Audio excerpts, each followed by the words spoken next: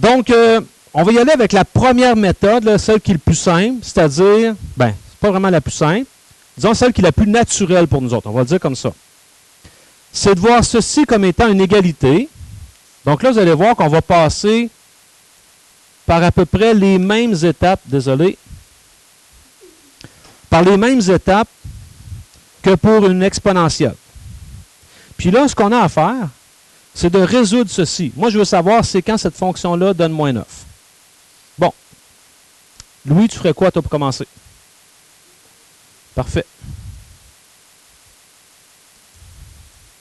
Donc, on se retrouve avec log en base 9 de moins 4x égale 1/2.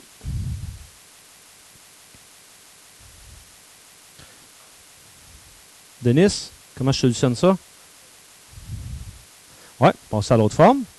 Donc, c'est-à-dire 9 à la 1/2 égale à moins 4x.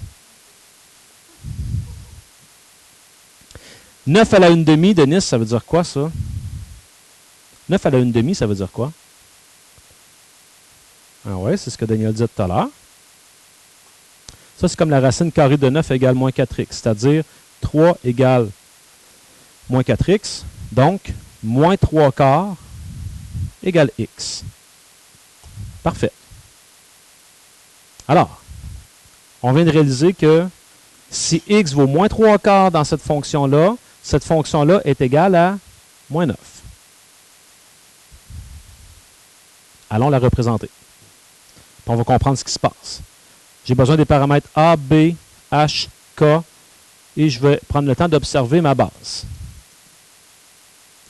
Alors, là-dedans, dans ma fonction initiale, paramètre A, je vais demander ça à Tristan. Moins 18. Le paramètre B,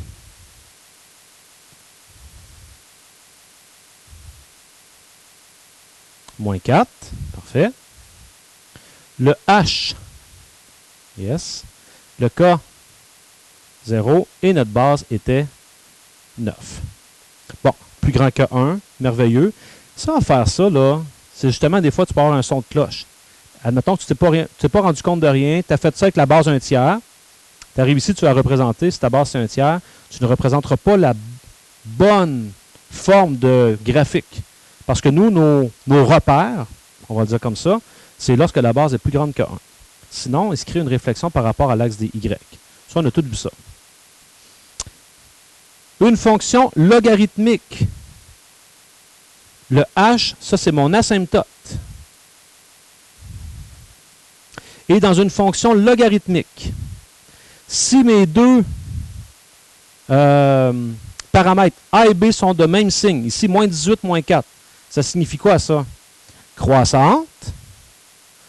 Et de quelle manière? À gauche. Il faut démêler exponentielle et log. Qu'est-ce qui me dit que c'est à gauche? C'est le B. Le B il est négatif, c'est pour ça que c'est à gauche. Et l'exponentielle, je vais observer le paramètre A. Bon, on va représenter ça. Je vais aller tracer dans un premier temps mon asymptote. H vaut 0. Donc, voici l'asymptote. Je peux l'appeler x égale 0. Puis, je vais simplement représenter ma fonction. Elle est croissante à gauche de l'asymptote. Voyez ma fonction croissante à gauche de l'asymptote. Et nous, allons représenter ce qu'on vient de trouver. On vient de trouver qu'à moins 3 quarts, ici, la fonction, puis dans notre graphique, ça fait du sens, la fonction vaut moins 9. C'est ça, c'est ce qu'on a trouvé. Puis là, je prends mon marqueur et je réponds, en fait, à la situation. La situation, c'est quand que cette fonction-là est plus grande ou égale. Plus grande ou égale. Ça veut dire que ce point-là, ici, il est compris. Et avec mon marqueur, je vais le représenter plus grande ou égale. c'est toutes ces valeurs-là ici. Tout ça, c'est en haut de moins 9. C'est au-dessus. Puis là, je suis en mesure de donner mon ensemble solution. L'ensemble solution, ça sera les x éléments de. Ça commence à moins 3/4 inclus. À, attention, on lit sur l'axe des x, à 0 exclu parce que 0, ici, c'est l'asymptote. Et là, on est en train de comprendre que avec une log, ben, je ne pourrais pas m'en aller vers l'infini tout le temps. Je suis restreint ici avec une asymptote verticale. C'est ce qui va expliquer qu'avec la deuxième méthode, puisqu'on n'a pas le graphique pour nous dire où est-ce qu'on arrête, il faudra être prudent. C'est pour ça, l'étape 3, il faudra prendre le temps d'aller voir c'est quoi son domaine. Et on sait que ce qui restreint un domaine d'une log, c'est l'argument à l'intérieur du log. Le fameux b parenthèse x moins h, là, lui, là, va venir influencer le log. Entre autres, ici, je peux vous montrer que l'intérieur, là, c'était moins 4x. Mais le domaine de cette fonction-là, là, moi, je voulais m'assurer que moins 4x, on l'a vu, il faut que ce soit plus grand que 0, cette affaire-là. Plus grand que 0. Donc, je divise par moins 4 de chaque côté. Je me retrouve avec x. Qu'est-ce qui se passe quand je divise par un négatif? Mon symbole change de côté. Plus petit que 0. Donc, le domaine, c'est toutes les valeurs plus petites que 0. C'est vrai? Oui. Ça, c'est géré, c'est régi par mon argument. C'est pour ça qu'à l'étape 3, il va falloir prendre le temps, lorsqu'on n'aura pas le graphique sous les yeux, de faire ça. Alors, est-ce que c'est compris pour tout le monde, cette étape-là ici? Parfait. On va maintenant y aller un peu comme avec l'exponentielle. On va faire l'étude du signe pour le prochain exemple. 2 log de 5x plus petit que 4. Alors, la première chose à faire, ramener tout à gauche. Donc, 2 log de 5x moins 4 plus petit que 0. Donc, nous autres, ici, on cherche à savoir c'est quand que cette fonction-là est négative.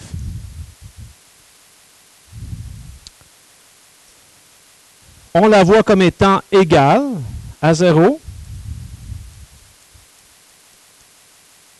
Et on résout. Résoudre ceci. Je vais faire 2 étapes en une. Plus 4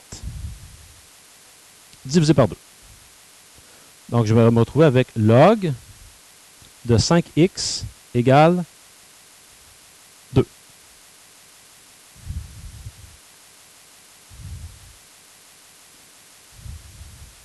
Marie, je vais trouver cette valeur-là. Comment je vais y prendre?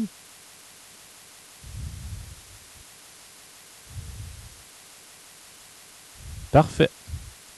10 à la 2 égale 5x. Hein, mon log est isolé, il n'y a plus rien autour, et il y a un x à l'intérieur, c'est là que je passe à l'exponentielle. 10 parce que ma base ici, c'est 10 sous-entendu. Alors, j'ai ici 100 égale 5x.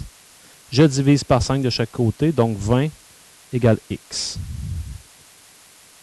Faire l'étude du signe, souvenez-vous, on disait, ben là, on vient de trouver quoi? On vient de trouver qu'à 20, la fonction, c'est un 0. Et là, nous, on voulait faire l'étude avant et après. Là, souvenez-vous, avant d'aller plus loin, là, on disait, mettons, avec l'exponentielle, OK, un chiffre avant 20, on prenait 0. On ne se cassait pas la tête parce que l'exponentielle, tous les x sont possibles. Pour une log, ce n'est pas tous les x qui sont possibles. C'est pour ça que l'étape 3, là, et là, elle est excessivement importante. Il faut aller vérifier c'est quoi le domaine de cette fonction-là. Notre domaine, ben, c'est ce que j'ai fait avec vous tantôt. C'est d'aller vérifier l'argument. Alors, l'argument du log, c'est-à-dire le 5x, ça doit être strictement positif. En divisant par 5, ça fait x plus grand que 0. Ça veut dire qu'à gauche de 0, il n'y a rien. tout se passe à droite si je faisais mon graphique. Alors, ce que je vais faire, je vais venir identifier ici à 0. J'ai une asymptote. Je vais le représenter comme ça. Il y a une asymptote ici. Mais puisque c'est plus grand que, toutes ces valeurs-là sont possibles.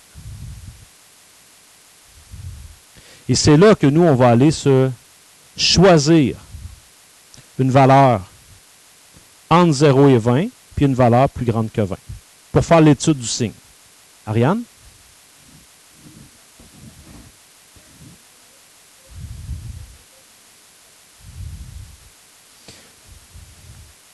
Ben, ça va dépendre. Si jamais j'ai le log de 2x plus 3 comme ça. Ah, c'est sûr. C'est sûr. C'est sûr parce qu'on sait tout de suite en partant que si j'ai rien ici après, ça veut dire que mon h vaut 0. Puis le h, c'est ton asymptote. Fait que c'est sûr que tu vas être soit à gauche ou à droite de 0. Ève? Oui. Oui. Oui.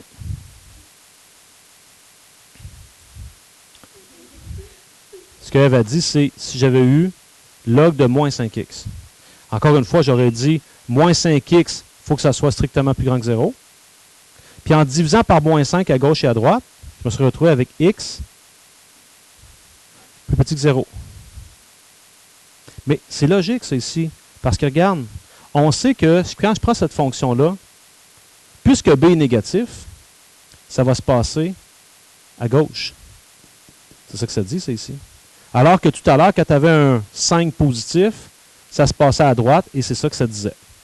Donc, ça se tient, OK? Bon, là, on s'est dit qu'on avait sorti deux valeurs possibles. Donc, je vais faire ces calculs-là.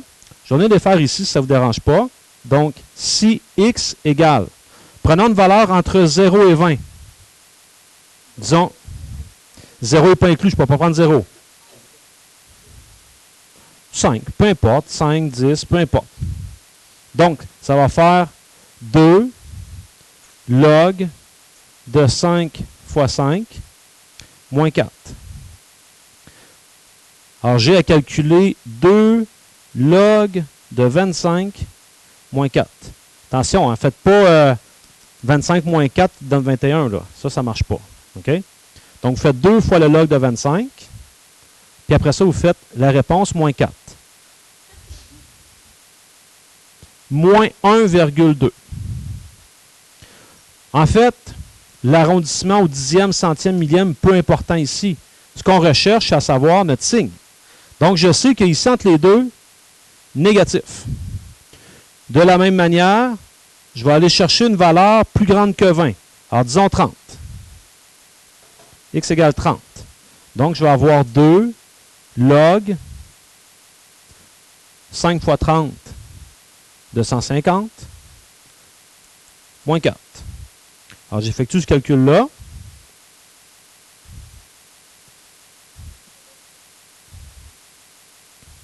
« 0,35. » Donc, c'est positif.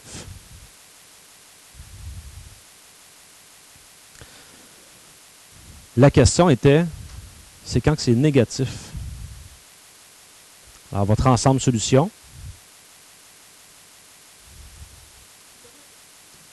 Oui, c'est notre asymptote. Donc, notre ensemble solution, c'est les x éléments de 0 exclu jusqu'à 20. Inclus ou exclu? Exclu parce que c'est strictement plus petit. Puis là, comme j'avais fait pour l'exponentielle, avec vous, je vais prendre le temps d'aller voir pourquoi que ça fait ça, pour que ça fasse du sens dans notre tête. Bon.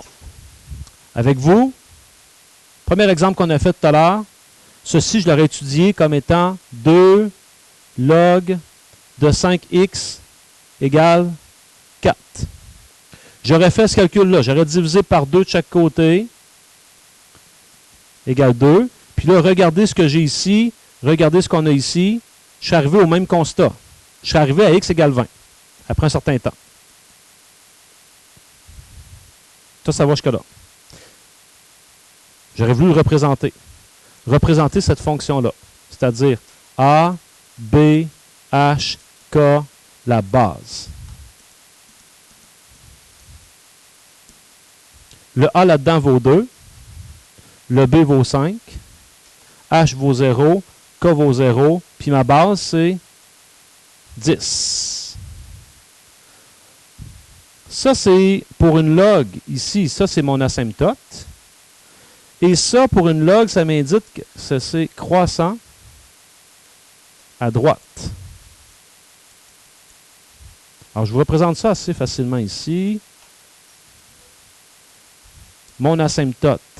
Tiens, l'asymptote, je vais la faire comme ça. J'ai un asymptote ici. Donc, à x égale 0. Et on dit que la fonction est croissante à droite. Donc, la fonction fait quelque chose comme ça. Et moi, j'ai trouvé quoi? J'ai trouvé que lorsque x égale 20, la fonction est égale à 4. C'est ça qu'on a trouvé. Et la question, c'était, c'est quand que c'est plus petit que 4? Plus petit que 4. Je prends mon marqueur. Plus petit que 4. C'est tout ça ici. Tout ça, c'est plus petit que 4. Donc, c'est entre 0 exclu jusqu'à 20 exclu aussi parce que c'est strictement plus petit. Ça me permet de comprendre. Est-ce que ça va pour tout le monde? Parfait. Exemple suivant, exemple 2. On a ceci à résoudre. Alors, c'est déjà bien placé. Tout est à gauche. On cherche, c'est quand que cette fonction-là est négative. Et on va l'étudier comme étant une équation. Donc, je vais avoir 0,5 log en base 2 de x plus 7 moins 3 égale 0.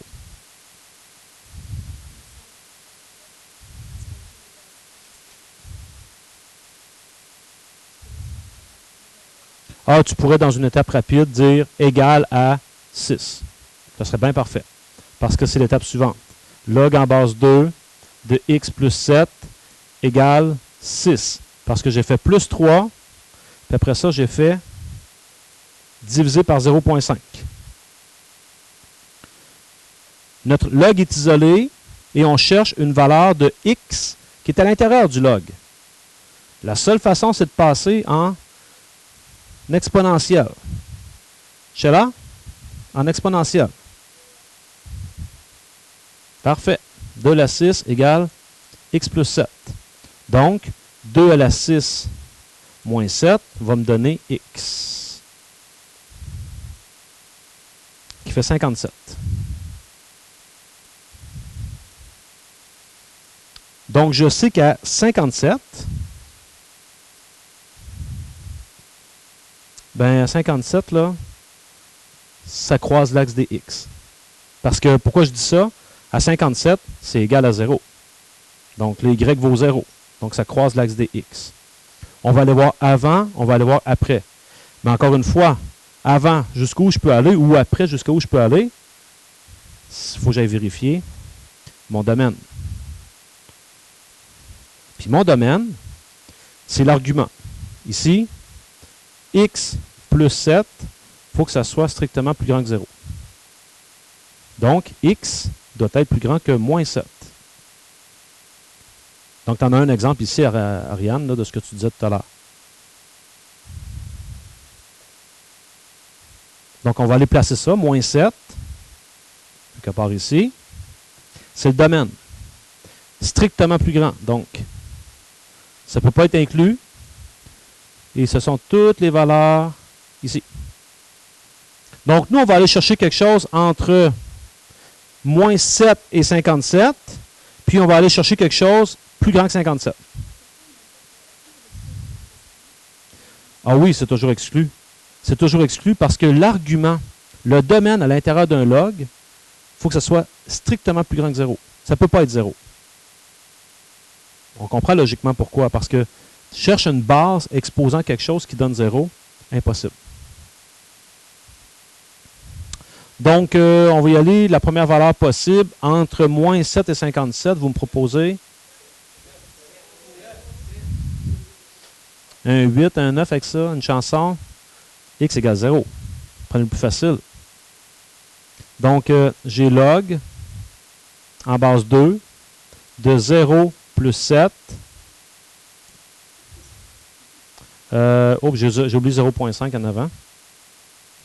Donc, 0.5 fois le log en base 2 de 0 plus 7, moins 3. Donc, je dois calculer ceci.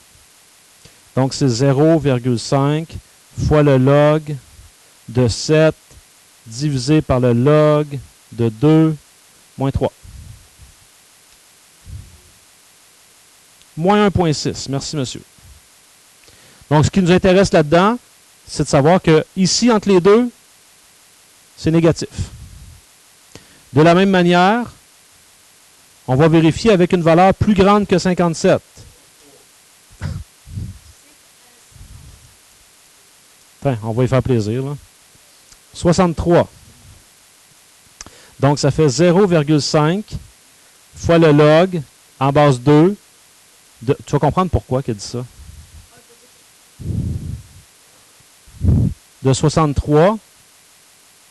Donc, j'ai 0,5 fois le log de 70 sur le log de 2, moins 3. On me calcule ça, s'il vous plaît. 0,03. Donc, passer 57, c'est positif.